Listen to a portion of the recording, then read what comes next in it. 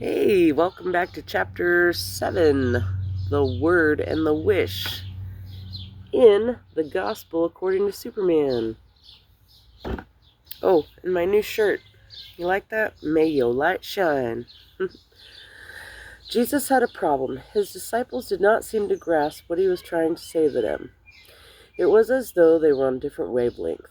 Jesus would perform a miracle or make an important statement.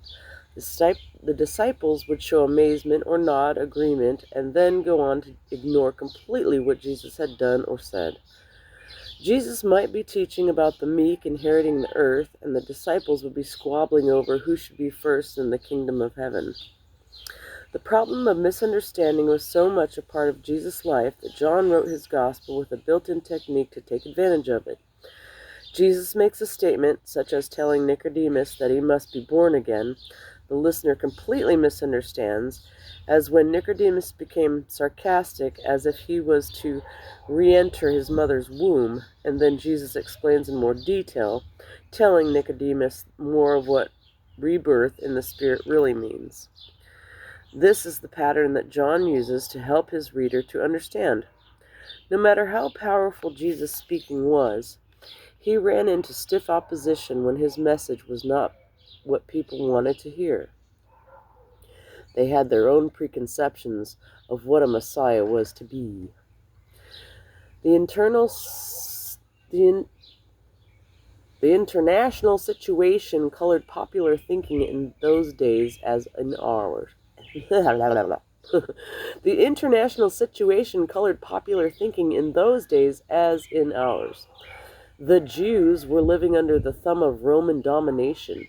It hurt their national pride to be a captive people. They dreamed of a day a mighty warrior would come to fight a never-ending battle for truth, justice, and the Israelite way. Such a Superman was to be the Messiah, or the Christ as they called him. When Jesus of Nazareth began his ministry and showed the power of God at work in his life, healing, walking on water, changing water into wine, the people, of course, assumed that this was their man. The deliverer had arrived. In Mark's narrative, chapter 8, Jesus asks his disciples who they think he is. Peter pipes up with the famous announcement, "You are the Christ."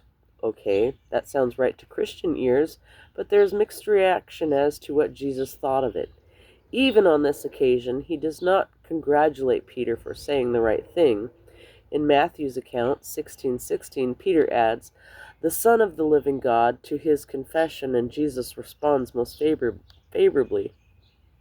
When the word Christ alone is mentioned, Jesus is not so warm. Instead, Jesus begins to tell the disciples not to say that sort of thing in public. He starts immediately to explain that the Son of Man must suffer many things and be killed and rise from the dead. "Hold it," says Peter. "I just got through saying you are the Christ. What is all this business about suffering and dying? You are our hero. You can't up and die on us." Knowing the devil is taking a swipe at him in Peter's words. Jesus replies, utterly disgusted, "Get behind me, Satan." Mark 8:33. One would have thought the resurrection should have cleared up all these problems. Certainly, in many ways it did. But in Acts 1:6, we read that even as late as the day of his ascension into heaven, Jesus still faces the same old thing. When they, the apostles, had come together with Jesus, they asked him, "Lord, will you at this time restore the kingdom to Israel?" Jesus had tried to bring them a new message on a new wavelength, but their sets did not pick up his channel. He offered a great hope, but they only asked for their old problems. He was God's word made flesh, but they were ready only for the fulfillment of their own wishes. It is a constant battle for Jesus even today.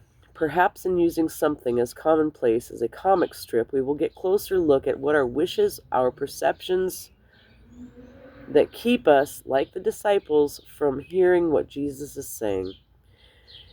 In the rest of this book are a series of exercises meant to be only part of a much longer process to free us from ourselves and prepare us to receive what our God in Jesus is trying to say. Are you ready? I'm ready. I can't wait to read the next chapter. Oh, we're on part 2. Remember, it's 3 parts.